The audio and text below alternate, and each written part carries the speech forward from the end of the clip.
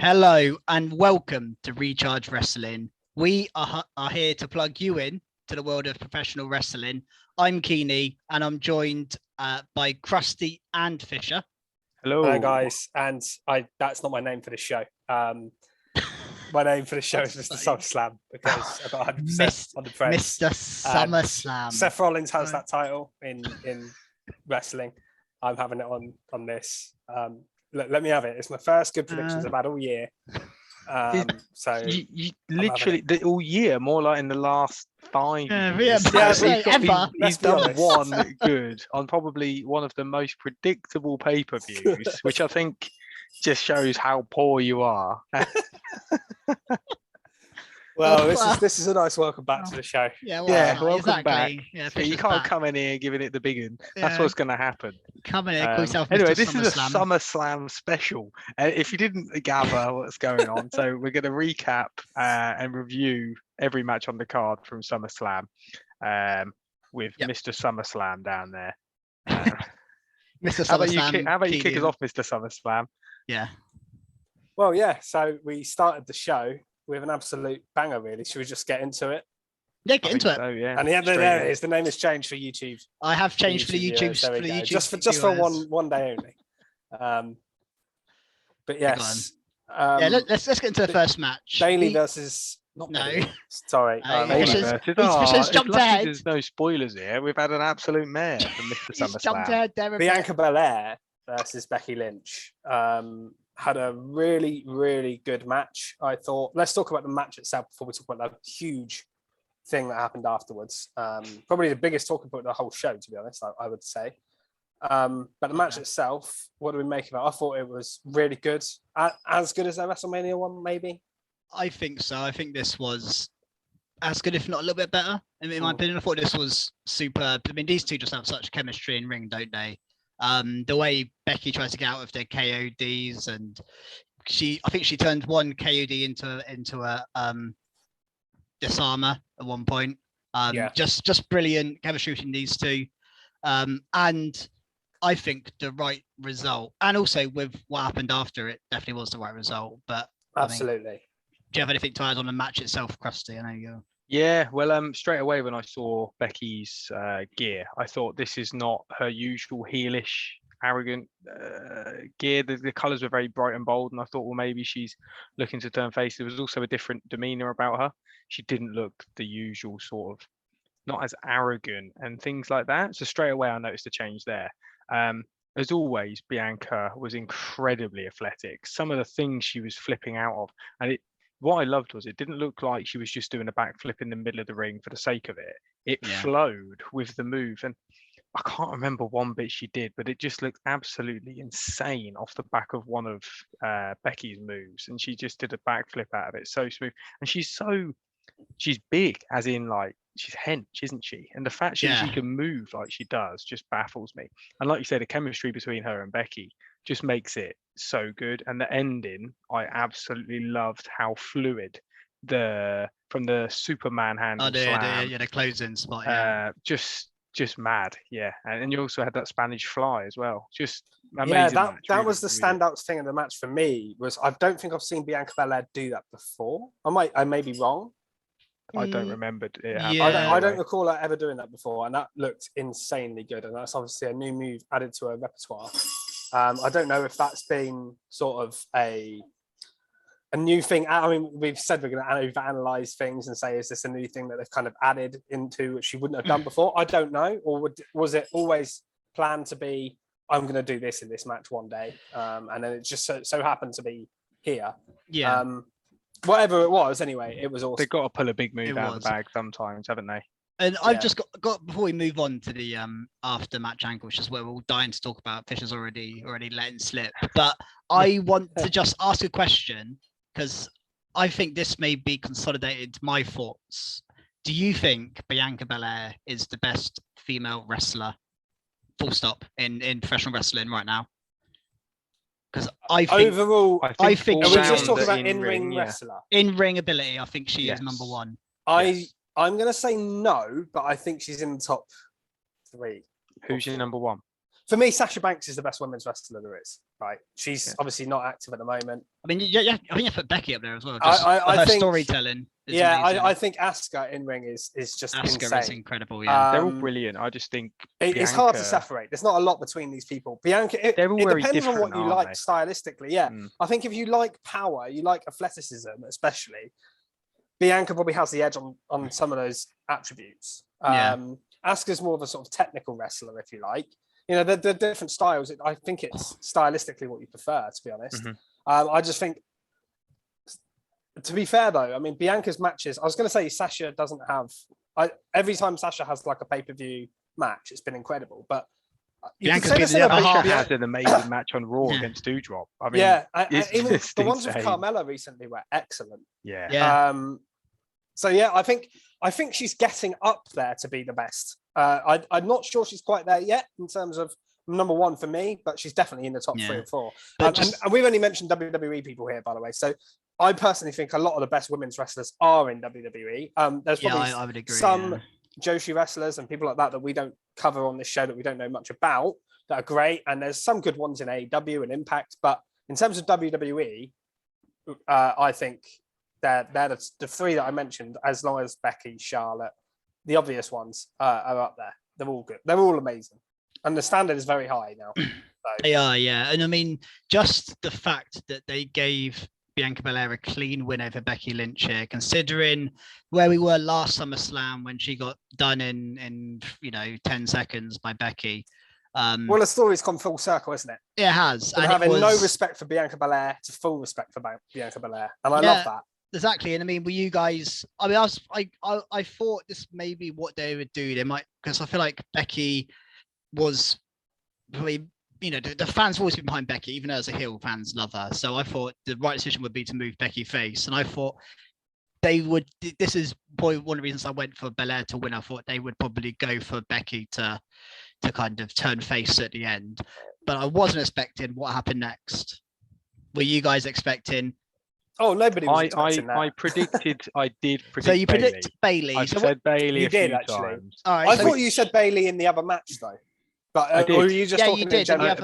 I thought she'd just return, but I did think the other match was more suitable. I thought because the other match SmackDown was is so more lean. For, well, the Raw's divisions just got. I mean, was stacked before, but we had Bayley, didn't we? And so what are you thinking when Bayley comes out? You guys start with Bayley. Come on. Well, I can't say I didn't expect it because this is around a sort of time. It was highly rumored that Bayley was going to be. And I was like, oh yes, Bayley Belair, what a feud! And she even tweeted sort of denying it yesterday, which made me think she was. Coming. It made me think, oh yeah, of course you're coming back then. Just she's normally been something different as well. It feels different now. And she's been gone a year plus. Over a year. She hasn't wrestled in front of a live crowd since. Wow, crowd's been back. Yeah, that is mental. I bet that felt good. Come back at SummerSlam in front of all those fans. Yeah, and the pop she got as well. Hopefully, her first match back is in front of us, guys. That'd be so good at Clash of the Castle. Please, I mean, we'll get to Clash of the Castle because there is a card lined up for Clash of the Castle, which I am absolutely buzzing for. So Bayley comes out. We're all like, well, I was buzzing. That's impressive. Yeah, I was happy with that. I was happy with that. And then we hear the next music drop, and I'm like. What? It took me a couple of seconds. I was like, I recognise this music. Whose is it? Because I haven't heard it in a while. Because she's been gone a while. So excited. Dakota Kai. If we go back to how much I slaughtered WWE when she got released, I was absolutely furious. Yeah. Triple H has not only put his stamp on it, he's like broke the table with the stamp. He's just gone wild, hasn't he? I mean, Fisher makes the point. Yeah. What a re-sign. Oh, it's incredible. She just looks cool as well. Yeah. What a look she's got going on there. And behind Bayley, it's just what a mad. It's a great spot to come in at for her. I mean, there were a lot of rumors when Triple H took kind of control that maybe people that had been released might have second thoughts and might want to come back. Especially ones that hadn't signed for obviously. Do you know what? Quite a lot that have signed for other companies that are stuck in contracts. But I didn't think of Dakota Kai when that. Nor did I. I didn't. Yeah. My first thought was obviously Johnny Gargano and other people. Yeah. But I didn't think of Dakota Kai. But yeah, Triple H obviously is a big fan of hers. What a genius. We've seen Yeah. that in the past. And I mean, Fisher said earlier about trying not to overanalyze stuff that maybe Triple H has done. This isn't but overanalyzing. this is in your face, Vince. This is Vince McMahon would never have done this.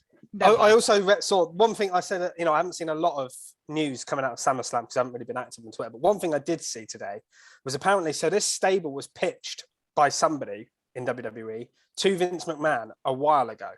These three people, and Vince turned it down.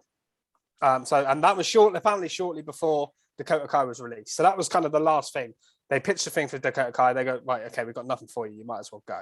And Io Shirai was also on her way out, by all accounts. She wanted to call up to the main roster. Yeah, she was ready to do it. Someone I was worried about.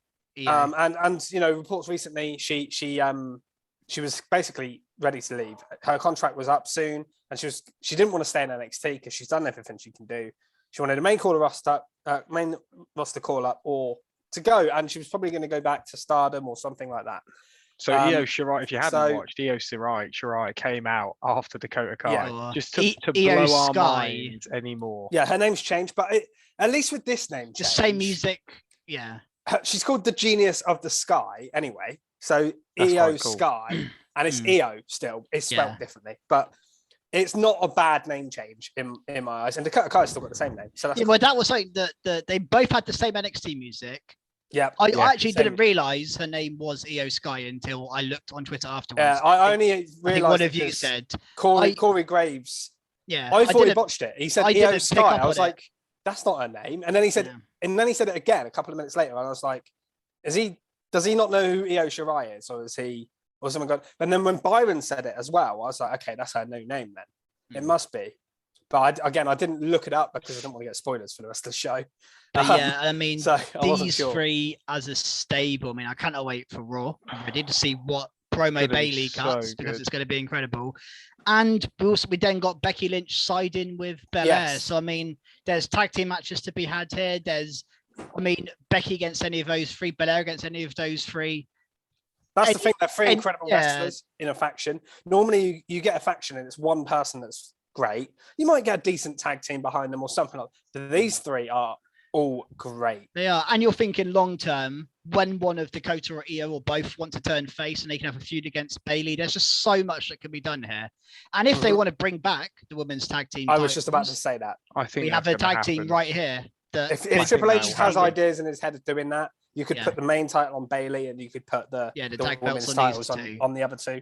I think that would be fantastic way to do that and bring them in. And Dakota Kai, she must have been happy with whatever she got offered because she was released. She was very upset when she got released with the company, but I don't think this is the thing. She was obviously upset with Vince McMahon and the way she'd been treated. She wasn't upset with Triple H and other people within WWE, Stephanie, other wrestlers, Well, this is the thing. A lot of those people, doors. a lot of those people that got released are big Triple H wrestlers, aren't they? A lot of people most of them really either were in NXT or are. I can honestly see Triple H bulking out the roster again.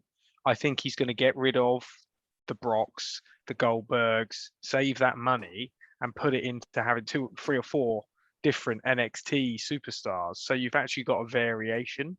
I mean, straight away he's brought 2 in one go. And I mean, and Bailey back.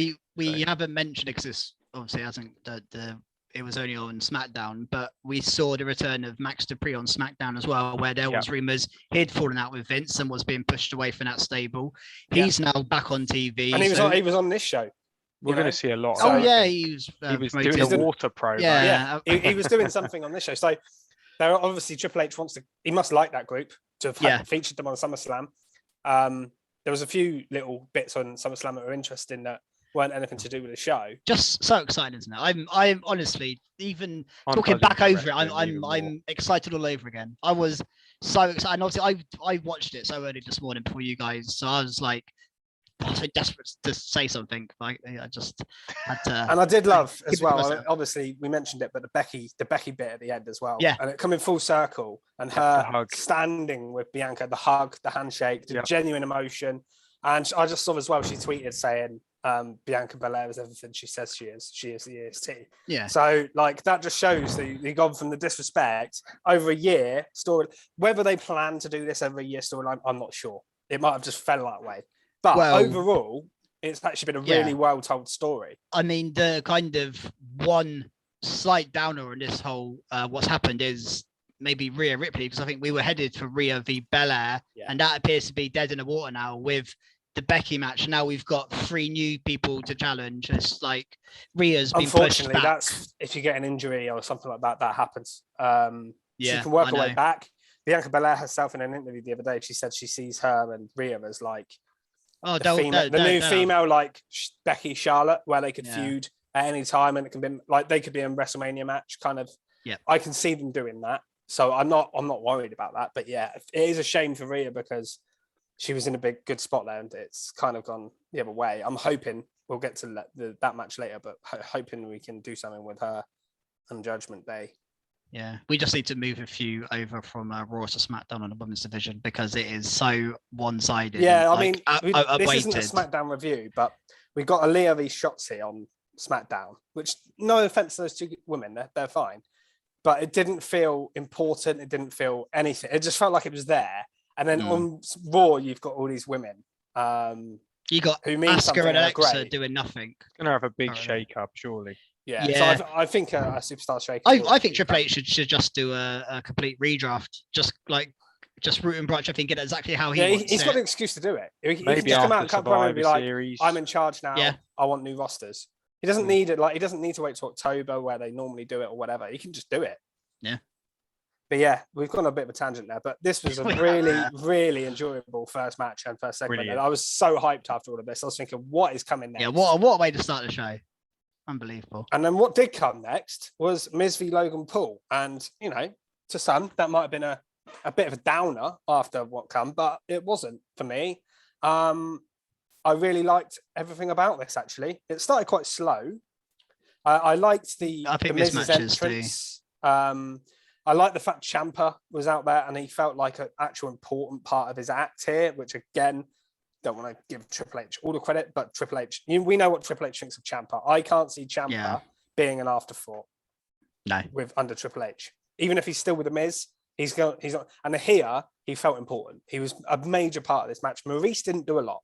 It was mainly I thought Maurice was going to do more than Ciampa did in this match, but it didn't turn out like that. But yeah, he came down the entrance, was all cool. Logan Paul comes out. I said this match was slow to start with, but it really built into it. And I already spoke to you about Logan Paul a little bit. I thought we said he delivered at WrestleMania in a tag match where he was hidden. I listened to you guys on the podcast the other day saying, you know, it's a big call to put Logan in a one-on-one match.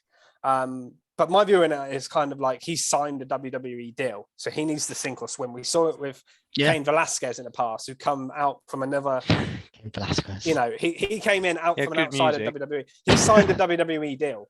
You know, he came in. Yeah. They go right straight into a main event program with Brock. Let's see what you can do. It flopped massively, and he left. Logan Paul has come in, and I think he's delivered in a big way. Yeah, he really so. Has. I think that's what you want to do. You want to put them in this moment and go, right, let's see what you can do. Let's not hide you too much. You've had your one match where you're hidden in the tag match. Let's give you the opportunity. And he delivered. Yeah, I guess so. I mean, this was a good match. Kind of what I expected it to be. You know, we saw Ciampa be ejected and AJ come out and forearm him. And now that is a feud. They fought AJ Ciampa. I mean, I liked the use of getting people on the card that weren't on the card on this show. Yeah. So like we had a couple of in-ring promo segments. We had obviously a random call out. It did feel different, didn't it? Like you don't get that very much pay-per-views. AJ Styles coming out and doing that in a big stadium show. I didn't expect it, to be honest. It was cool. It was cool, and obviously sets up probably a tag match. AJ versus Ciampa. Wow. We have had that already as a match on Raw, but I feel like a proper feud where they're both allowed on the microphone for a start. Yeah, Ciampa needs to speak more. That's for sure. We've seen he's done amazing promos on Raw Talk and digital exclusive content ones where it's just like on the website and on Twitter. I'm like, Jesus Christ, Triple H is going to have him on that mic. Yeah. He is going to be 100%. by the end of the week. He's going to be spitting absolute fire. And like you say, if we get tag teams between Miz and Ciampa versus AJ and Logan Paul, that'd be cool. That could be even something we get. That's I think that's my prediction for Clash. I think we get that at Clash. I think they go to a tag. I mean, again, it seems maybe a bit backwards, but Logan Paul win a tag after having him in a singles match at a pay-per-view. But it kind of makes sense with the storyline. AJ's involved, Ciampa and Miz. It's going to happen, a tag team match, isn't it? Does that mean we break up the great tag team of AJ Styles and Dolph Ziggler? Yeah, that 1 week only. Tag team. But yeah, I mean, we haven't mentioned. It was this match? Yeah, Logan Paul's dive off the Shane O'Mac style. Yeah, Shane O'Mac elbow drop. Oh yes, frog splash, wasn't it? Frog splash through the table. Incredible, and it's incredible for someone. Was a serious height. Brand new to the company, has wrestled one tag team match before, and has that is impressive stuff from Logan Paul. He even tweeted, actually, I saw as well, saying, "I found my calling. Like this is what I'm meant to be doing."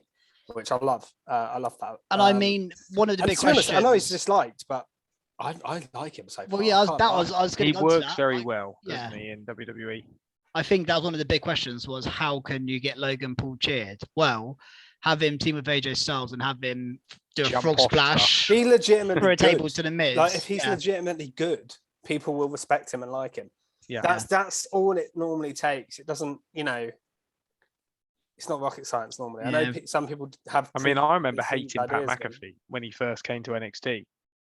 Yeah, absolutely hated him, and then suddenly, within no time, I thought he was the best thing ever. Yeah, I know. Yeah, it's mad how it can change. I mean, interested to see how much we see of Logan Paul now on week-to-week TV. Hopefully, we get to see him a lot more. I don't think it'll be like all the time. I don't think he's going to be there every week, but that's fine.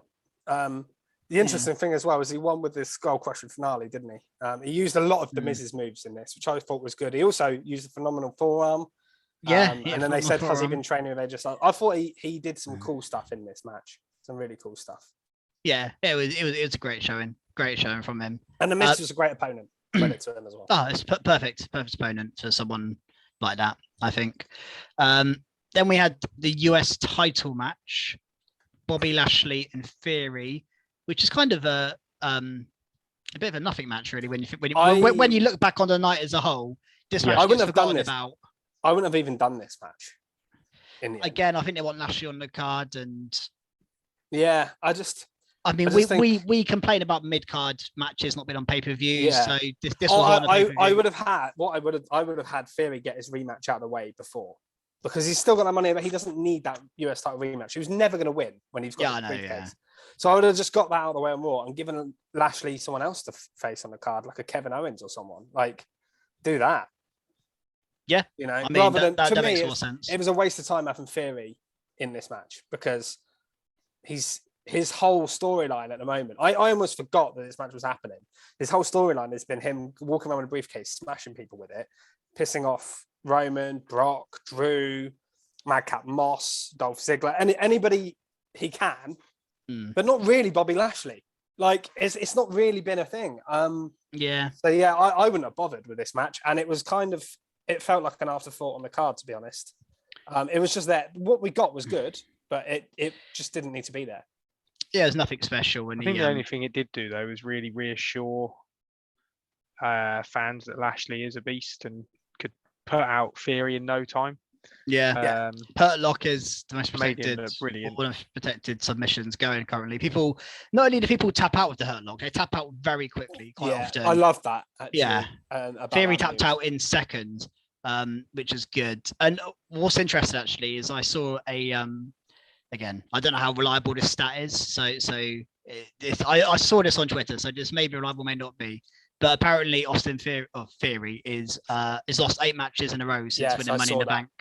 He has not won since winning Money in the Bank. He's lost every match. They do that a lot with Money in the Bank, guys, don't they? I don't necessarily think it's the best way to go about it. If he's going to be a future champion, that's not the way to do it. But who knows? I don't think he will be, though. I that's my feeling, my gut feeling on it. We'll see. Whether that's the right or wrong decision is up for debate, but My gut feeling is he won't win the belt. And if he does, it'll be like the shortest reign you can possibly have. I think that's possible. Yeah, I think that's I think he should definitely win it. Whether he keeps it. Yeah, I just don't want to see a failed cash in again. I don't mind fed if up it's of split. them. If it's a 2 split belt, then I won't mind. If he wins 2 titles and he's the only world champion, I think they'll split that title. Yeah, I think if Drew wins at Clash, which spoiler alert, I think he might. Yeah. Then I think it's the time to split it, because I don't think Drew needs to have 2 belts, and his gimmick isn't I want to win every. I think he'll just go, I'm on SmackDown, I'll keep the SmackDown title, thank you very much, and the other one will lead to a tournament or something like that. If Triple H books it like NXT, he'll do a tournament because he loved the tournament in NXT. I would love to see that. Imagine if we got a tournament building up to like the Royal Rumble, and then the final took place at the Royal Rumble or something like that for the world title. That'd be amazing. Or even you do the Royal Rumble match for the championship. They've done that before. Yeah, Triple H won it. Yeah, there you go. He loves Last it. time that happened. So yeah. Sorry, move on to the next match. The Mysterios against the Judgment Day.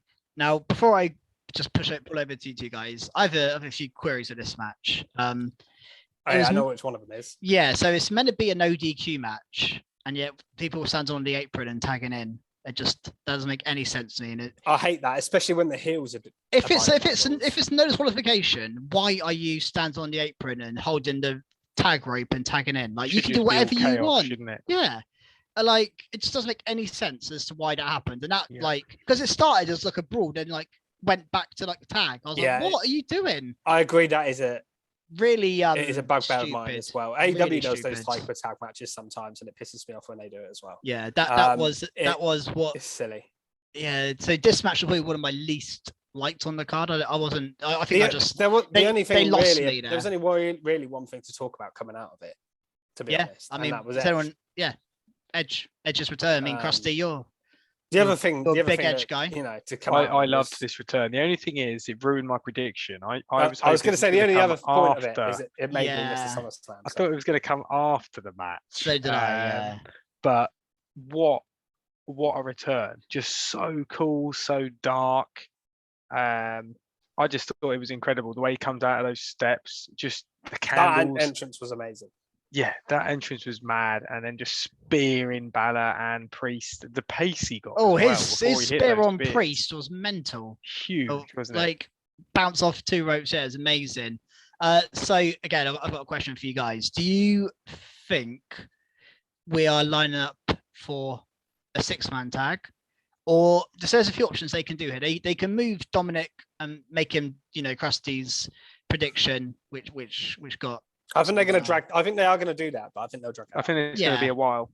Yeah. Or so we could have a 6-man, and we could have a new member of Judgment Day. Maybe they get, because they keep saying it. Or I've got a different idea, because Rhea Ripley's been quite involved. Does Rhea Ripley get involved? I was going to say. I think they're going to do a 6-person. She keeps because beating up Dominic. She can beat up, and I believe she can beat Dominic up. It's not for me. It's not far fetched. I think she could beat Edge up. I think she could beat Ray up. So for me, her being in a 6-person tag with the guys is not a bad idea to me. Yeah. The other thing, of course, you can do is you bring in Beth Phoenix. I mean, you mentioned. I think. I mentioned on the pod. Yeah, you could bring Beth Phoenix back and do her team with Edge against Rhea Ripley. Is also a no-brainer. And I couldn't see it being too far-fetched that somewhere down the line we get Demon Finn Balor versus Edge. Oh my word! And I saw an interesting thing from a quote from Finn the other day. Actually, said he wants more creative control over the demon character because it's been ruined. I want to give Krusty more creative control with his ideas. Krusty's ideas on the Mysterious and Judgment Day is incredible. They ruined it though. They absolutely ruined the stable. So I've got some serious. Yeah, but you're booking it like an absolute god. Just need to give it to you. It's got to happen. Yeah, Triple H, give me a buzz, mate. Yeah, I'll be there. No problem. Stand on your side. He'll put that segment every week. I'll be your Paul Heyman. So yeah, anything else to say on the Edge return or this match in general? No, the match was okay. It wasn't like a banger. It was decent enough until where it got going. It was kind of, to me, it was obvious Edge was returning and helping the Mysterios because of the no DQ stipulation. I gathered Edge was entering during the match. As soon as they said it was a no disqualification match, I was like, when it happened, I that's thought, a spoiler. Yeah, when it happened, I thought, oh, it's a no DQ match. Of course, he's happened to come during the match. It makes complete sense now. And you know, it was obvious. I was just waiting for it to happen. And as soon as Finn went get the chair to Priest, the lights went out, and that was it. And I was like, here we go. That was. I felt like it was that match where I was just, because we speculated some returns. We thought something might happen with like Rollins coming out and things like that, and Bailey coming back.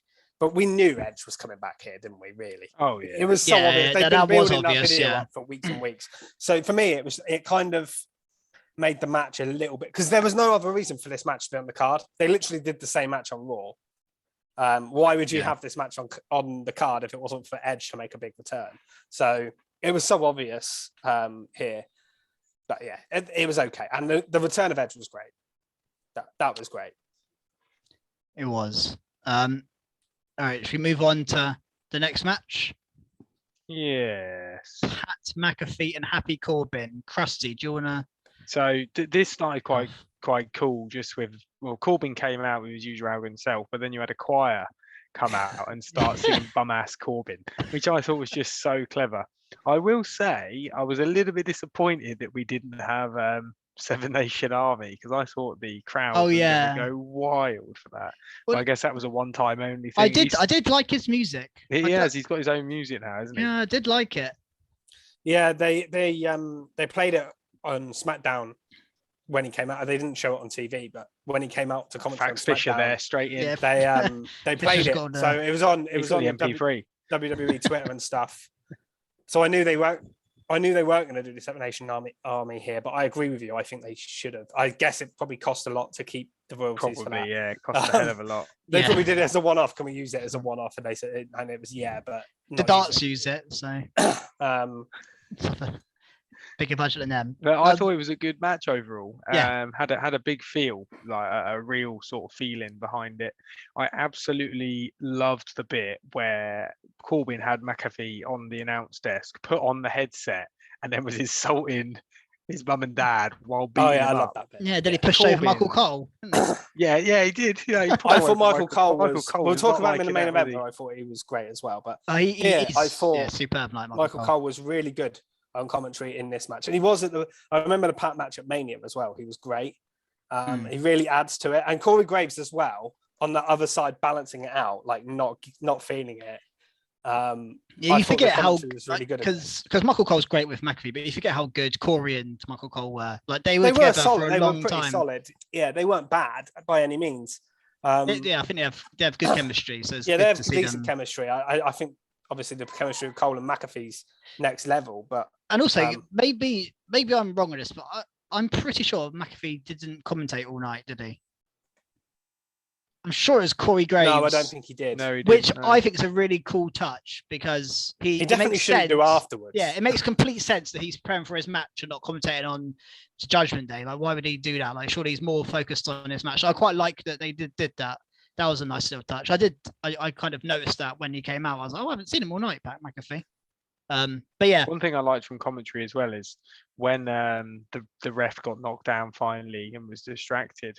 I think it was Corey said, "Oh, Pat's gonna cheat now. Pat's gonna cheat." And I thought, well, he said that he's not gonna cheat, and then he did. He blowed him. Yeah, low blow. And I like that because it was a callback to obviously Corbin doing it to Pat earlier in the feud. Yes. This whole feud's has made sense and it's been pretty good, I think. Panama really Sunrise kind of style move to win from Pat. I didn't know what that was called. I also put Panama Sunrise. It was basically a Panama Sunrise. He did a swanton, a sloppy one, a bit. He did nearly fall off the top rope a few times. Even his Panama Sunrise was a bit sloppy. Yeah, it was all a bit. It wasn't perfect. And he did a spot where he jumps onto the top rope. In a way, though, I like that, because I think sometimes you can have wrestling that's too choreographed that it is so perfect. And it's Pat McAfee. He doesn't wrestle every week. He's not a wrestler. So for him to be slipping and almost falling off, although it's a bit unsafe, but generally it looks better because he's not a wrestler, like you say. We did get a slip later in the night, which I'll see if I can remember. Maybe just trigger me in the I'm main excited. event. I want to hear the slip now. There was I a remember. there was I know a which one slip in the main event. So just I remember it. Okay. I remember. Trigger me. It barely affected. It didn't really affect. The No, match, I just found it It was funny. random. Yeah, it didn't have much effect. It wasn't. Was it Jey Steven Uso? Gerrard. Steven Gerrard? Well, John Terry. No, Well, come on. please. All right, let's. I was Sorry. being nice. I was being nice. This is a Sorry. wrestling podcast. To reviews back to the Champions League final there. Don't know what year it was. But 2008. Wrestling Okay. podcast. Okay, it's been like 14 years. Anyway, anything else on Pat McAfee and Happy Corbin? No, let's move on to the little promo bit that happened in between. I think we can talk about that briefly. Yep. The next match. So Drew McIntyre comes out, which I thought was a smart move, getting him out in front of the crowd, because again, like I said, they got AJ out in front of the crowd, they got Riddle and Seth out in front of the crowd, and they got Drew out here. And he cut a really cool little babyface promo. I loved him taking the mick out of the main event. oh, ripping When the he hell was out like, of it, wasn't Yeah. this is the first time ever. And then he was like, in this city, in this stadium, in front of this guy. What's your name? Oh yeah, Colt. Colt chant. And a Colt chant. Yeah, and then I thought that was a really good little promo from Drew. It was just a bit of fun. Yeah, he really buried the main event, didn't he?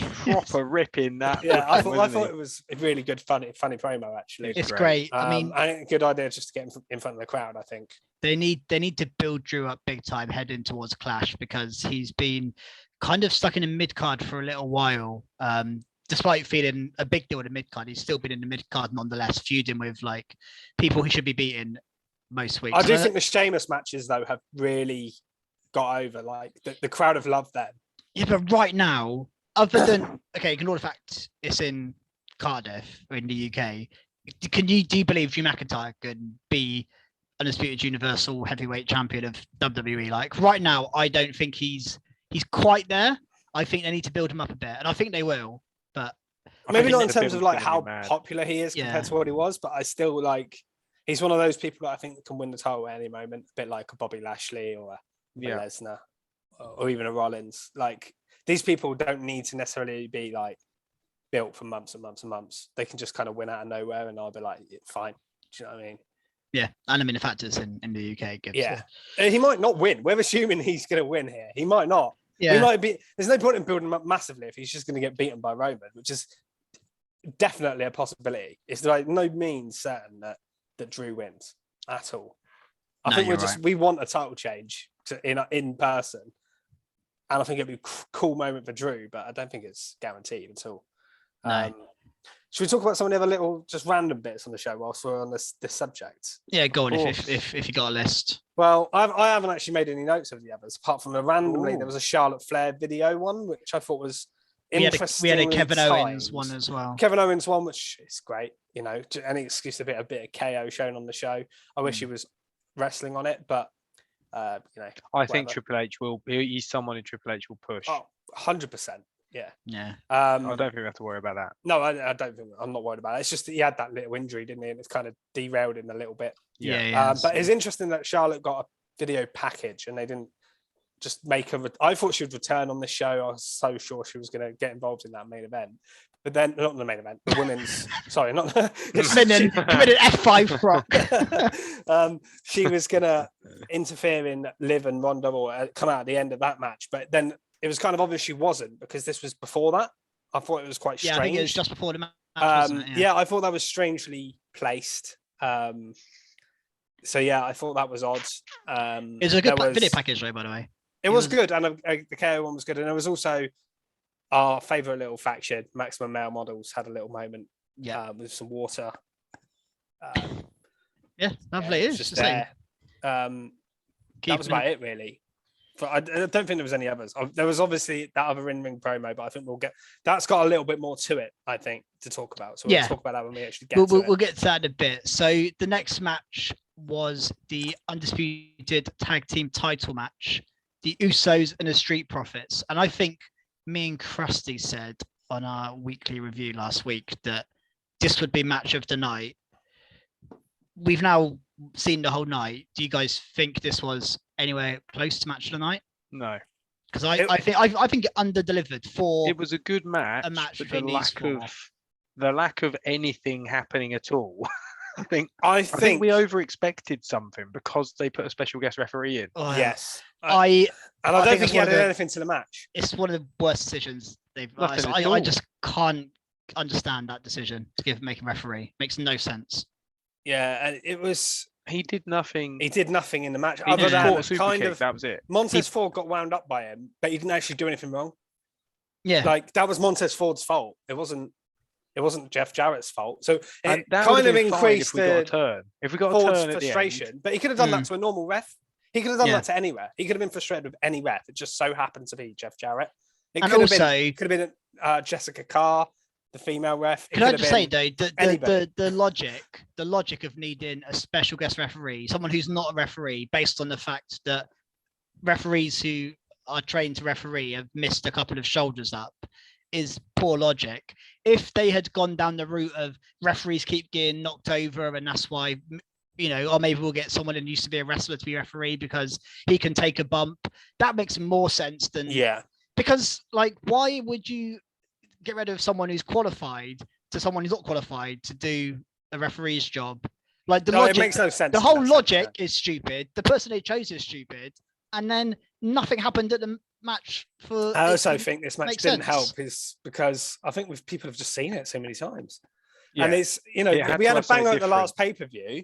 Yeah, and it should have been left there. But then not only that, every week on Raw and SmackDown, we've had them involved in some way or another. They've either been in six-mans with like Austin Theory and people with it. That's got to be it now, though, because it absolutely has it was to a be. Clean win. There was nothing wrong with it. Yeah.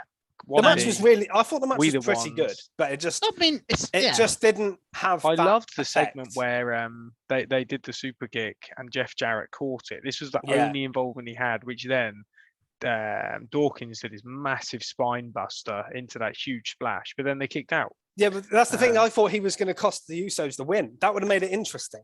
Yeah, because if he had caught the super kick and then that meant the Street Profits won the titles. Yeah. All of a sudden, you've got Roman Reigns, in my opinion, pissed off of Jeff Jarrett. You could do something with that. 100%. You either needed Street Profits to win, and then they go off, or they needed to split up. Well, I do think, and that was going to be my question coming out of this. So, the Montez Ford stuff, he looked really angry. Fuming. He got frustrated throughout the match. He looked fuming at the end. Now, this whole thing of they mentioned it on commentary as well, that Dawkins is upset basically because they keep saying that Montez Ford is the next breakout star, single star, and let's face it, he's gonna be. I think. Yeah, he is. Apparently he looks amazing. By the way, he's also putting size on, and when they tell someone to change their view, they're then going to push him. He's looking incredible. But so in that, when we were thinking that, I always had in my head that Dawkins would turn on Ford, and Ford would be like this mega star babyface, and Dawkins would be this kind of heel. I'm now thinking you're going to get Montez Ford turn on. Yeah, Dawkins. I think that as well. That's what I think is going to happen. And Montez Ford will be I think he could be a really great charismatic heel. Yeah. His wrestling style maybe would have to change a little bit because I think doing that frog splash as a heel that goes miles in the air, that's. Although Usos frog splash, I guess it depends on which way you look at it. You can still do flashy moves. I'll be disappointed if we don't get Eddie Guerrero this week. Yeah, I mean, I think, I thought it would have happened at the pay-per-view, so I'm a bit disappointed in that. Yeah. But I wonder whether they'll drag it out a bit more. And I do think sometimes it's worth. Please don't make them have another doing match, everything in one night. I think they did quite a lot on this show. They teased stuff on this show. I think you can then on Raw do something that pisses Montez Ford even further. He snaps. And then you can do a big angle on Raw. And then on Thursday, when we do the pod, we'll be talking about that as the big thing that happened on Raw. I think you can spread it out a little bit like that. Yeah. Triple H is booking around our pod. I just think if Montez Ford had turned heel on this show, it'd have been probably the fifth most talked about thing on the show, maybe at best. Yeah, no, you make a good point. Yeah. Whereas I think if he does it on Monday, everyone will be talking about it. Yeah. Or something. He might not do it Monday. It might go longer than that, but. I also think, to add to my point, Dawkins has been wrestling much more like a babyface recently with his dives to the outside. Thing is, if that's the case, preparing him for that as well. Definitely, they have definitely improved Dawkins, so I think he can do okay on his own. The thing is, though, if If I agree with what you say, I agree with what you're saying in terms of when it's important. If that was the case, what was the point in having the match? We should have had the Intercontinental title defended on SummerSlam and moved the tag titles to Monday Night Raw. If that's what's going to happen, maybe to make it a big thing that makes him turn. I guess hope we they don't see get to this as Monday a Night bigger. Raw. They probably see this as a bigger match for a SummerSlam match, but to me, I'd rather have seen like Gunther versus Shinsuke Nakamura or something like that. Yeah, and I mean, the Usos were involved enough in the main event. You didn't need them to have defend their titles on the card. No, a bit like the Theory thing we said earlier. They were already having another storyline, another involvement on the card. They didn't necessarily have to have this match. They could have done the rematch earlier, and you could have had something These else. bits smell like Vince. Yeah, well, this is the thing. Vince booked the difficult thing is Vince had the card booked here. Like Triple H didn't put Roman Reigns, he Brock Lesnar as the main event. Vince McMahon did.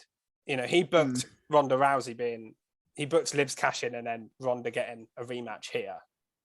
He booked the Usos having all the tag belts. You know, all this kind of stuff that Triple H has come in and gone, well, I can't just rip up the SummerSlam card and start again. So I think now it's going to be very interesting on Monday where we go from here, because now he's got, right, I can start new feuds. I can rip this feud up. And that's why I'm really excited, because we get the first proper pay-per-view, as far as I'm concerned. The first the Triple H pay-per-view era where he's made the card. Okay, he's put the matches here, and I think he's done a pretty good job with the matches and making them good. But yeah, I think we can get, I mean, some of them will be continuations. I think we're going to get continuations of quite a few of these feuds. But maybe some of them will be new ones. No doubt. I just got a question on the Usos. Just who's next? Because I cannot for the life of me pick out a face tag team that they haven't faced 100 times already. Be that they fought with Mysterios quite a bit. They fought, I mean, the New Day, you can't go back to that again. It's a very good question. I mean, Street Profits, now they've done, like, who? There's literally no one for them. Jinder Mahal and Shanky. Jinder and Shanky. Yeah, I'm joking. Maybe they do that with the eight. Maybe that's why they turned AJ and Dolph Ziggler into a tag team. Ziggler and AJ. Yeah, I mean, I know who I'd like to see. I've said it for months. Who I'd like to see, but I think there needs to be some work done before this can happen. Maybe Roman needs to lose his belt, but the bloodline still carries the gold. Maybe. I think Kevin Owens and Sami Zayn as a babyface duo, yes, after the Usos inevitably turn on Sami Zayn, is the way to go. Yeah, but that's a long way down the line. Yeah, it's not now. That won't happen next. So I agree with you. It's not next. That's the one I hope happens eventually. In terms of next, I'm not sure. Yeah, you make a good point, because I don't know. I'm happy with the Usos carrying the belts because they're workers. They're there every week. I'm more than happy. But they need to work against someone, don't they? There has to be someone. Oh, definitely. Yeah. Whoever we have, as long as they're wrestling, even if I don't think even if they Usos are going to lose Jinder the belts. and Shanky and just keep going through teams for a while. If the Viking Raiders were baby faces, they would be great shout right now, because they're being booked strong. Well, they did beat Viking Raiders within the last 6 months. They beat them for the belts. Yeah, I know, but I don't like them as baby face. I much prefer Viking Raiders as they are. I know, but all the Keeney's right in the sense of all the strong tag teams at the moment are heels. You've got like Judgment Day could be a great tag team champions. You could have the Viking Raiders. You've got even people like the Alpha Academy. I mean, you could do like Edge and Rey Mysterio if they're going to go on that line down the line. But again, they're embroiled in another big feud currently, and even then, Krusty's got 6 months of. It's a good question, actually, because I have no idea. I genuinely have no clue. There's just no one for them. But yeah, we're going to get some new people brought in, I think. Yeah, you're probably right. All right, we then had Riddle. You could have. Sorry. Oh, sorry. Before we go. Oh, hang on. Maximum Male Models. Are they SmackDown or? They're SmackDown, but they are definitely heel. It doesn't matter which brand they're on, because they've got both belts anyway. Yeah, they can go Raw or SmackDown. Yeah. Oh, I mean, you could. Thing is, although they're heel, they're not the same type of heel. But we also haven't seen them wrestle as a tag team yet. We don't know what they're going to be like. I feel like they're going to be a comedy act. You can't throw straight into the title. Max Dupree and Sophia. Sorry, and Maxine. Max and Maxine. Max and Maxine versus Usos. Okay. All right, now let's move on to Riddle against. Oh no, not Riddle against Seth. Riddle doing a cheeky promo. Yeah, comes out through the crowd, which was quite again, different, isn't it? You don't see this very often at pay-per-views, sort of thing you'd see on a Raw maybe. And just calling out Seth Rollins, obviously playing up his kayfabe injury, and Seth coming down and just stomping his head destroying off. him, stomped in the ring, walks off laughing in his I love his orange suit. Yeah, orange suit. And yeah, I mean, this match wasn't on the card for whatever reason. You know, we don't know why, whether this was a Triple H decision to take it off the card or whether, you know, who knows. Again, I It's don't a know bit weird whether Fisher has an they injury played, update. Well, yeah, from what I heard, like I say, the plan is he wants to do it at Clash of the Castle for some reason. I'm not complaining because that'll be a banger match we get live. And at least we know we're going to get Rollins on the card if that's the case, because that's the perfect scenario for us, especially for Krusty. I'd cry if he was. But I have to say, this for me was a little bit of a skid marky segment, purely because I liked it in isolation. I wouldn't skid mark it. It wasn't that bad. But in terms of the show, why did this happen? Because it was basically the same as angles we got on Raw. And this isn't WWE's fault in a way, but it kind of is. People were expecting something big on this show with Seth Rollins. I was expecting something big after and the Twitter we just stuff. got the same angle again, and that was it. That was what I thought. I thought what was going to happen is Riddle was going to come out. He was going to say that. I was surprised to see Riddle. I was like, okay, cool. Seth's going to stomp him, and then like Triple H is going to come out or something and be like, right, Seth, you want a match? You've made a statement. I've got an opponent for you. He brings someone out, Johnny Gargano, someone like that. I don't know. Could be someone already on the roster, but a shock would have been cool. And then he has like a little impromptu 10-minute match, and that would be awesome. But for me, I was just like, oh, okay, is that it? It was a bit like that after the stuff on Twitter was with cool him and ranting everything, and raving, and then Triple H saying, "I hear you." Yeah. So what did he hear? It just was nothing. He heard and said, "Riddle, come out." yeah. It was almost like he gave Riddle a ticket so he could run to the ring. I mean, he just wanted to keep them fresh in our mind, and this was the way earlier to I said do I it. like the fact they involved people that weren't on the card on the show, but the problem was they were on the card originally, and just doing the match would have been better than what they did. So for this one, I actually disagree. Just Seth coming out and just talking rubbish about Riddle for a bit, and then I don't know. It does. I didn't get why they did this. To me, it was a waste of time. No, and I'd rather, because I was thinking, oh, there's not that long on the show left. Are we going to get anything from Seth? And if we'd have just got nothing, I'd have been like, okay, Seth wasn't on the show. That's a bit weird. But I wouldn't have thought, oh, that was a waste of time. Whereas here, because they actually used him, and they used him to do exactly the same thing, I was actually more disappointed with that than them doing nothing, I think, in the end. Yep. All right, should move on to Liv and Ronda Rousey. Yeah, because I think this might be a match where we're a bit split here as a trio, because I think we might have different opinions on the ending of the match. I don't really like the decision. But what did you make of the match itself? Because I think me and Krusty said, and I think you probably agree, Fish, this was a very hard match to book, because you don't want Linda to Linda? Is Linda booking it? Is Vince passed on to Linda? Is that part of the settlement? Where does that come from? Jesus. Liv? I think I got Liv and Ronda combined for Linda. If Linda starts booking WWE, that's when we've got to stop watching. You don't want Liv to have a short title reign like a Nikki ASH style, and how can you have Ronda Rousey lose clean? So this is a hard one to book. So it was interesting coming into it. I mean, Ronda Rousey was kind of in control for a lot of it. I guess Liv had a bit of offense. It wasn't too bad. But I guess the real talking point here is the ending, unless anyone else has anything about the match itself.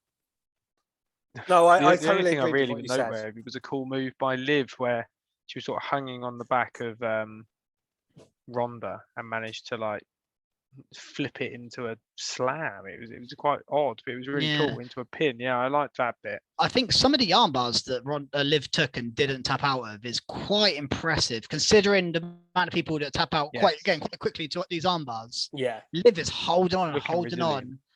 Yeah, so she looked good there. But the ending, the finish of the match, what do you guys make of it? I think you're a bit unsure, Fisher. What about you? Yeah, like I didn't hate it initially, but I also didn't like it in the sense of it kind of does make Liv look a little bit of a weak champion if she's tapping out. but it is to Ronda. So it's like, well, I don't know. It just, where do you go from that? Obviously, you're gonna have to do another match, right? Surely, you can't just ignore Probably, that. yeah. I think we're gonna get that again at Clash. I think we're going to get a triple threat. Um, I I think love the way to the- have Liv keep the title is to have a triple threat: Charlotte Flair, Ronda Rousey, Liv Morgan, and somehow they cancel each other out, which means Liv can get the win. yeah, that's fine. Maybe. I liked the aftermatch I'm not saying I want that. bit with Ronda beating up the ref and stuff. That was all fine. Yeah. So That was awesome. before I give my view, well, what do you make of the finish, Krusty? The I armbar am pinfall not tap. overly keen on this. It's just overbooked. I feel this is overbooked. I understand why it has to happen. I do, but also we're just going to get this for weeks now. Of you tapped out. So oh no, well I got the pin. Blah blah blah blah blah. I don't know if I want that. I think they booked themselves in a corner. I think they should have ended it. They did. I mean, this was a tough one for Triple H to come into with this match booked and like, how do I finish this? For me, I thought this was brilliant. This ending. I was for the whole match. I was thinking, how are they going to end this match? I couldn't think of a way to end it, and they've come up with an ending that for me doesn't make Liv look weak because she's been in about 7 armbars during the match. She hasn't tapped out. It took until like, you know, it's not like if she had tapped out with the first armbar, if that was the first armbar of the match, it's a weak ending. But we know how quickly people tap out to Ronda's armbar. So Liv still, in my opinion, looks strong. Ronda Rousey technically didn't lose because Liv tapped out at 2.5 or 2. And it gave Ronda a reason to turn heel. And we get another match out of this feud and keeps Liv's reign a bit longer. So for me, it was almost an impossible match to book, but I think they couldn't have booked it any better, in my opinion. I think it was as good as they could have done. I don't disagree with that at all. I don't disagree with what you're saying. One thing I don't like about when they do this tap out just as their pinning thing is Liv must know she's got Ronda in a pin and she can hear the ref counting. Why would you then tap out on 2 when you've only got to hold the pain for 1 more second? It doesn't make any sense in a combat situation standpoint. Should we in a real fight? Should we put you in an arm? Let's get Fisher in an arm. We'll get. Mr. SummerSlam might tap out. That's my issue with these type of finishes is why would Liv start tapping unless she was completely unaware that she had Ronda in the pin? Maybe that's what they were trying to imply. I think the ref was between them, wasn't he? But the ref was clearly only looking at Ronda's shoulders. Like they did replay some all sorts of angles, and he's looking just at her shoulders. Played it up well here, but it's an odd one. I just think it's an excuse to do another match. I actually didn't see Ronda's tap, Liv's tap, until they showed it after. Like obviously when after the match finished, but as the pinfall happened, I only saw the pinfall. I was like, that's how she's winning by pinfall. But I just thought it was quite a clever way. It is clever. I think when you look at it from a logical standpoint, I just think if you're Triple H and you've got like a week to book this finish for this match, like what do you do? Like, I other than bringing Charlotte Flair back, and doing or doing a Bayley return in this match, you could have done. That's what we speculated. That's one way out of it, but. If he obviously had plans for Bayley somewhere else, and who knows what Charlotte Flair's situation is, then I think his hands were tied. And we will probably get to see Liv and Ronda at Clash at the Castle. So again, I do look at all of this a bit selfishly at Clash at the Castle card viewpoint. So yeah, I'm happy with it. As we get Fisher's face back on camera. Sorry, I didn't realise John Cena was due on SummerSlam card, but. You can see him there. It's like I'm trying to work entrance. at an angle. Lighting issues. Better now. Right. Anything else on there before we move on to the main event? No, it's just, like I said, I didn't actually say much about the match itself. I thought the match itself was quite good. But yeah, I didn't know what to make of the finish. This is one of them. No. Oh, and actually, before we move on, I was going to make a quick point. I was going to make it earlier, but I thought I'd wait to this match was. this SummerSlam again, if we're looking into things with detail and Triple H changing things, we've now got Becky Lynch face and Ronda Rousey heel, that was the opposite before, and I think they're both better suited in these roles. Yeah, I agree. I'm So really excited. To see I what think happens. Triple H has said, no, I'm changing you two around, like, and they both make complete sense with what happened at the matches and storylines. I could see Ronda maybe being the ban anyway. Vince might have done maybe not with Becky. These turns. I don't think so with Becky necessarily. Yeah, I think with Ronda, I think it might have headed that way anyway. Eventually, whether it would happen now or not, I don't know. But yeah, I agree though. It's definitely a smart decision. They both work in those roles better. Yeah. And then this isn't again not a SmackDown review, but Ronda doing a promo the other day. It was bad. And then she had to go a fan for telling shut up. So it's not very face. If she's heel, I think it suits her better. Yeah, and maybe now we're on a collision course for Mania of Becky and Ronda in their proper roles in a one-on-one match that we haven't. Before we didn't get the main event as well, there was one other little random bit that happened on the show, and Kane come out for some reason. I know it's his home state and he's the mayor. Yeah, I know. Dressed in a suit as a mayor and still doing the fire. I just don't care about Mayor Kane. If he's Kane, the character Kane, I care. If he's Mayor Kane, no. Yeah, but maybe the people in the arena care, and that's why they do a little bit, but I don't know. I think they'd care more. I think they'd pop more if the character come out than suited Kane. But whatever. It's just a random little thing to add. Again, another random thing that happened on this show. That was a bit random. That was my Kane impression. I missed it. Missed your Kane impression. What do you do? Oh, I'm not going to do it again. You do a better Kane impression than Kane these days. I'll watch back on YouTube with everyone else. Yeah. What like and subscribe. Specifically for my Kane impression. Yeah, if you're going to subscribe for anything, you're all going to be very disappointed. Sorry. All right, let's go on to the main event. Roman Reigns, Brock Lesnar. And Brock's tractor. Last man standing. Yeah, so Brock's tractor. I mean, I think I said on the pod last time that I was most looking forward to McAfee and Corbin, and I think I was in the build-up because I thought I was really looking forward to that. But then when the entrances are happening, I've got goosebumps. Like, I am so excited for this match. They can always do it to me, WWE. They can just throw Brock and Roman anywhere, and I will hammer it the whole build-up. You're Vince's best customer, aren't you? I will hammer it, and then as soon as I get what you mean, I am like, oh my god, never here we book this match again. And then when it happens, I'm like, oh my god, this is amazing. Yeah, and I was so excited. Roman's entrance is like just amazing, and then Brock with his bloody tractor. I mean, we've seen Stone Cold come to the ring in milk floats, whatever, before beers or whatever. He's driven to the ring in loads of things, but a tractor I think might be a first. I was surprised by that, and I mean, this match was chaos. This match, but I absolutely loved it. I mean, before we got into it, I just loved when Brock got the microphone and introduced himself as a big ass country boy. That was so cool. I mean, it made the crowd pop. And then he threw the mic and Roman caught it. It was pretty cool. That was a great catch, by the way. Yeah, brilliant catch. And then the way he started the match, just jumping off of it onto Roman. There was some different things in this, which were just really cool. Very unique match, I felt. It wasn't just 20 suplexes and like 5 No, I thought this match was great, to be honest. It was banging, wasn't it? I didn't have that high expectations going in, mainly because the WrestleMania match under-delivered. It was the main event. WrestleMania was a good show. That was at the end of it, a long weekend, and it was just there. It was like, why did this happen? So then when this match was back again, it was just kind of like, well, whatever. And last man standing matches can be a bit slow, purely because you have to wait not going to go down 9. They're not going to. First of all, you have to wait for them to get up from 10 counts a lot, which is slow anyway.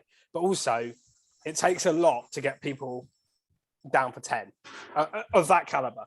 So you're in for a long sort of slog of a match. But I thought the first few minutes of it were a little bit boring in that sense, because it was kind of basic moves on the outside. Then they'd get up at 6 or 7. Kind of up the ante a little bit, because he's getting up from that. Well, also Brock absolutely dominated for like the first half of the match. I feel like Roman barely got moving. Absolutely annihilated him. But I think things took an interesting turn once Brock got in that tractor. I was like, okay, what is he going to do? And when he lifted the ring up, I couldn't That believe was it. amazing. Roman went absolutely flying. That was a really cool spot. The Something I've hell? never seen before. Yeah, what did we see? Like, I'm still baffled. He lifted the ring up with a tractor. What? Like, what is That going worked on? so well. The mat he'd already rammed it, and the Yeah, mat was I like, think he's all going to over like the rammed place. it. I thought he's just going to push the ring somewhere. I was like, he can't go into the crowd. I don't know what he's going to do. He's going to like squish Michael Cole or something in a minute. But it was mental. I mean, just quickly, the Brock slipped on the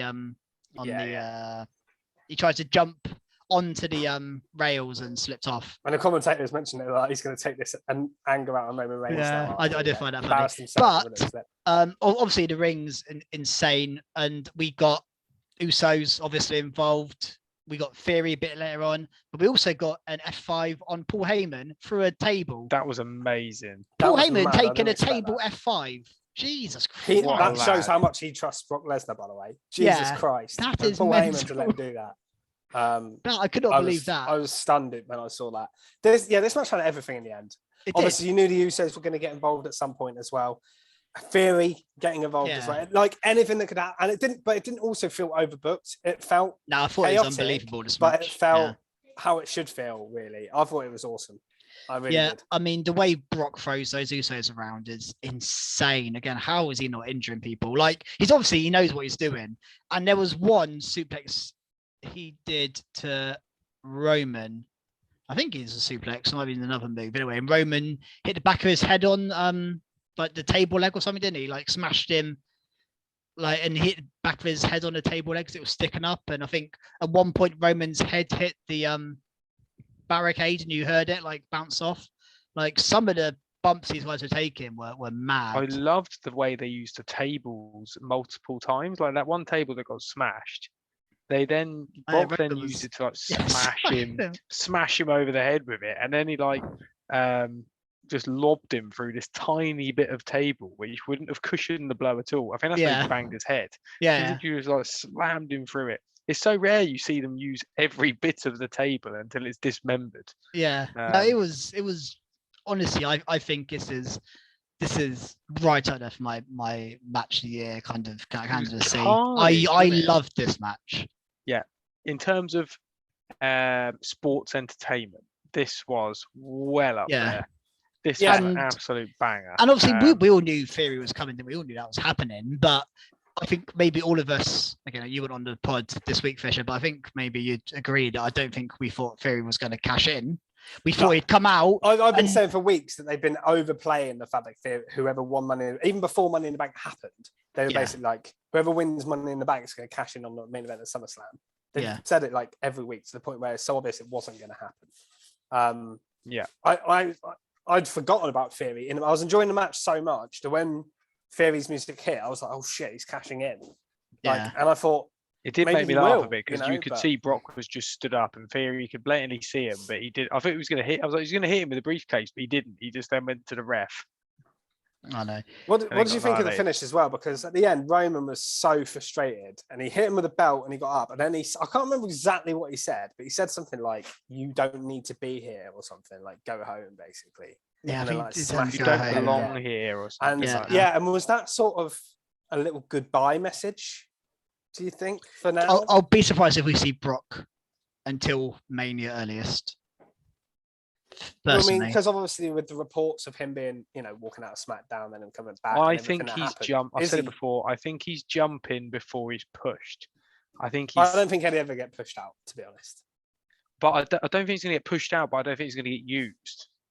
I think he's saving face because I don't think he'll be used in the same way. More in it'll be a one-off thing. But I think Triple H sees a lot more, as he showed over this night, in these younger. Well, I say younger, but fresher superstars. Building stars. They need to build more Brocks. You can't just keep recycling the old ones because you end up with no stars. But I also think right now it would be silly to just completely put Brock on the shelf and not use him. Well, and also who knows where Brock's head's at, because it's down to Brock. He's worked a lot. I think it's down to Brock. Yeah. And he did walk out on SmackDown the other week. Whether he obviously came back and he's a Vince guy. Like he probably, I don't know for certain, but I imagine Vince phones him up and goes, "Do you fancy working this date? We'll pay you this amount." He doesn't speak to hardly anyone. He doesn't need to speak to people in creative.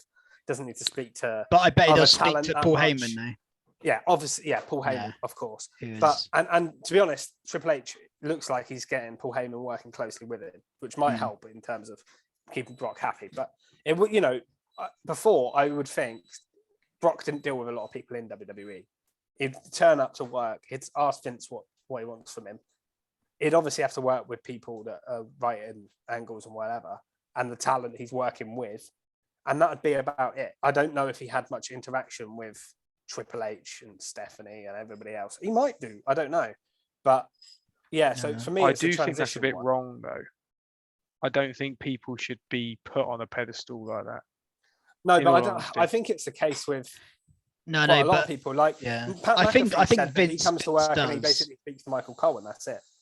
Like, he doesn't. A lot of the time, he doesn't know what's going on with the talent. That's why he gets the. I think that's good though. That's how it should be. His role. It depends on what your role is on the show, I guess.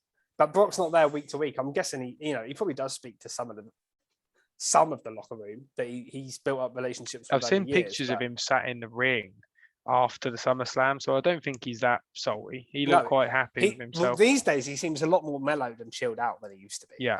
I think that, maybe we're getting the wrong impression of Brock in that sense. But I mean, he's also getting paid an absolute shit ton. That's like, it's going to be, you're working, 5 days every 6 months and you're getting paid insane amounts. It's not a bad position to be in from his point of view. He's probably got one of the best. Well, that's why I can't see him. He seems to be enjoying himself and he's getting paid a lot of money. That's why I don't see him completely quitting. At the moment, the thing is, I always think about. I don't want you here. When we think about Brock, I can't get out of my head last year when we had him holding on to belts and never being there. That pissed me off. Mm-hmm. The last 5 months or so, I've actually really enjoyed him. And I do like having him around. Face Brock's been awesome. I have enjoyed that. But it's difficult for me to let go on what we did have coming back. Roman's kind of doing that now. Well, Roman is. I've slated Roman for it. I know. I've not liked it, not one bit. That's why we want Drew to win the belt. I mean, Drew even called him a part-time champion, didn't he? Well, I wonder. Because I mean, Roman is the biggest thing in professional wrestling, but definitely in WWE. Full stop. He is the biggest act by a country mile because we've got a show here of the top talent they've got to offer us. And I don't care what anyone says. Roman Reigns is the biggest deal by a long way. Like when he comes out, everything he does just feels more important than anyone else. He's just that far ahead of everyone else, in my opinion, right now. And he's obviously got a reduced contract that he agreed with Vince. And I just wonder whether Triple H might be saying to him, well, actually, I want you to work a lot more than that because we need you. You are like, again, Vince had obviously done a deal with Roman. And I wonder if Triple H can do anything about it. And maybe Triple H says, okay, if that's going to be your deal, then you can't be champion because I can't have you working. I can see that more happening than the other way around. Like Roman, I don't see Roman's contract. But then would Roman? Because I doubt Vince said that to him, saying because Vince always says, "Oh, you can be champion, and we'll just bring him for the big events." And maybe Triple H is saying, "Well, either if you want to be champion, mate, you got to be here more often." And I don't know. Obviously, I don't know Roman at all. Who knows what his mindset would be if he was given that ultimatum. But be interesting to see if we see more of Roman, whether he carries on with his schedule, going forwards. It's interesting times, isn't it? But overall, I think an absolute cracker of a pay-per-view. Yeah, I mean, I come off this absolutely buzzing, and I did caveat that earlier with the Clash at the Castle kind of bias as well because I am so hyped for that show now because we've got tickets and because it's the first show pay-per-view we've been able to go to in our lifetime essentially. So. And with knowing all the knock-on effects this has to that, everything that happened, I maybe looked at it two ways from like, oh, that was amazing, but also it means this for when we're there. So I come off this more buzzed than I think I've come off a pay-per-view in years. I think this is. I just feel so hyped right now about everything. So I'm in a really good place, and I think it was a really good show, but I think I'm probably a bit too excited to. I think the Clash bias has got me a bit too excited. Definitely going to be incredible. What did you make of it, Fish?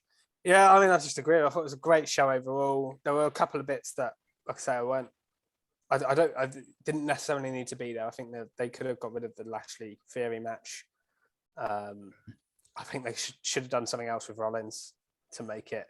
I think that was the big thing that everyone was hoping for going into the show. So much hype around that. And again, like I said, part of that's fan speculation, but Triple H did kind of feed into it a little bit with his tweet. He did. And in hindsight, maybe that was a mistake. I don't know. But overall, I mean, the standard of wrestling on the show was really high. The booking the matches was really good. I thought all the right people won the matches on the whole as well. I say that because I've got 100% predictions. No, well, no fairness. Honestly, I think it made sense. I definitely it's really a match ending which was bad. Like the only one that was a little bit controversial was the Ronda Liv one. Yeah, Ronda Liv. That's going to divide opinion a little bit. One. But other than that, all of the other matches, okay, a lot of them had interferences or something happened in them, but they all made sense. It wasn't just for the sake of it. And obviously, the opener, I think the biggest thing for me on the show was seeing Dakota Kai and Io Shirai on that main roster has given me hope that not only NXT call-ups can happen and they're going to be good, but also returning superstars that have been released. People may look at this now and go, yeah, because we've heard that. We heard that there were people out there thinking about it, but already, we've now seen it, the first show, Dakota Kai's back. To me, that is a big statement. Even though her on herself isn't the biggest statement in the world, the fact that she was recently released, but Triple H has brought her back, that's the kind of thing that makes me excited for the future, because I think that can open the door for many others. Obviously, like we've said before, there's quite a lot that have signed to other companies. So, Tony Khan's had to come out saying that Adam Cole's here for 5 years. He's not going back just because Triple H is in charge and Triple H loves Adam Cole. That's not going to happen. We know that. We weren't stupid enough to think that they were all just going to suddenly jump ship again. But it does definitely open the door for a few more cool returns in the next couple of months, and that's exciting. Yeah, and also the fact that Dakota and Io weren't just brought back, but they're brought back in like prominent roles. The top women's division, the top female superstars against Becky and Bianca. Well, they're with Bayley now, and Bayley's going to be on TV every week. So, I remember advocating for Bayley to manage Tony Storm. Two people a while back. We haven't mentioned them for a while, and I don't think they're going to come back right now. But what does this mean for Sasha Banks and Naomi? Even them, Triple H is a massive fan of Sasha Banks. I'd be surprised if they don't come back now. I really was thinking earlier when we were discussing the three. You mentioned a tag match. Really, you could do with a third person with Belair and Becky.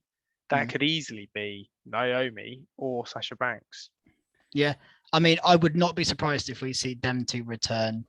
I mean, just imagine now, I don't want to get you guys too excited, but imagine if Sasha returns at Clash when we're there and just... That'd be insane. Her music drops and like... They have got their first sort of public appearance outside of WWE is in a couple of weeks, and they're doing it together, interestingly, as well. It was originally advertised to be Sasha, and now Naomi's doing it as well.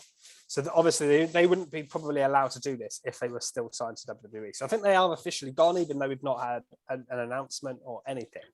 But I do wonder. I've seen a lot of pictures recently of Bayley hanging out with Sasha Banks as well. I do wonder if there's going to be Triple H has got to be picking up the phone and going. Yeah, I know you're not in your contract now, but we can always write up a new one. I saw Sasha Banks tweet last night. I think just said live with like heart emoji eyes or some sort of. She's been very quiet, some sort of tweet about live either during or after her match. Oh, I've not seen that. That's interesting. Yeah, so she's been very silent on. That is something. Well, I'd love that feud as well. Yeah, well, just the fact that she's tweeting about something WWE related gives again. I think Fisher's point is the right one. Is it gives us all a bit of hope that there's gonna. It just feels fresh, doesn't it? I feel like Does she delete that tweet? Because I can't see it on her thing now. I don't know. That's interesting. I just saw it pop up on my feed. Maybe it was it might have been a retweet from 5 years ago or something. I don't know. Yeah. That someone piped Because up. she's not, maybe, according to this, she's not tweeted since like May. No, there you go. Because I was going to say she's been like silent. There's been nothing from her. Naomi has probably a retweet. Naomi has tweeted a few times, but Sasha Banks has been silent. Yeah. That's why no one knows what's going on, because they're not active on Twitter at the moment. No. And obviously Naomi's husband is still in a very prominent role in WWE. Yeah, exactly. Well, isn't Sasha's husband a costume designer? He is as well, I believe. WWE. I think so, yeah. Yeah. I mean, the thing is, this feels like, I feel like obviously SummerSlam, you mentioned Fish, Triple H can't change anything for SummerSlam really, because, well, we said that, and I think Dakota Kai was definitely a change he made. Oh yeah, but he couldn't change. He wasn't going to go. Miz and Logan Paul isn't happening now. Yeah, which he might have done. He might not have done that match in the first place. Yeah, exactly. And so the few shows before, again, it's not been many since Vince left. It's been 2 SmackDowns on a Raw. So now this is now a fresh new page in the book, whatever metaphor you want to use. Now we are building up to a pay-per-view completely Triple H is doing. Vince, I mean, I guess Vince did kind of book Drew to main event the show, but it's kind of a obvious thing too. But this feels like a completely fresh Triple H era now that we're moving into, and that's why I think this pay-per-view is. It's just got me so excited, because I enjoyed the show, and then the future, I'm just so excited for it. Yeah, I agree with you. Overall, definitely. Anything else to add, Krusty, or should we close it there? No, completely agree with most things you're saying. Yeah, no. Most things. Really, because we've spoke so long, you forget that I started with my roundup. Yeah.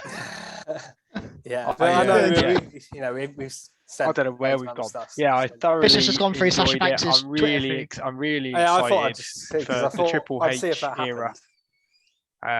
To be honest, I think everything is hopefully going to be for the best, and it's already showing, I think. So I'm excited. Yeah. So that's really all we've got time for in this special edition, the SummerSlam special. If you're listening on our podcast, thank you very much. We had a big influx of new listeners, so thank you very much for checking us out. Hope you stick around. And if you want to watch us on YouTube and see what we look like as well, apart from Fisher, apart from me pitch today black for the second half of the show, then find us on YouTube at Recharge Wrestling. Like and subscribe to everything there. We've got podcasts, obviously, but we've got other content as well. We've had gaming content. Check that out, and we will have videos coming up when we are at Clash of the Castle. That's for sure. So you'll definitely want to watch them. So yeah, check us out on our YouTube if you haven't already. Follow us on Twitter at Recharge Wrestle, and we'll speak to you soon. Goodbye. Cheers, guys. Bye, everyone. Thanks for listening.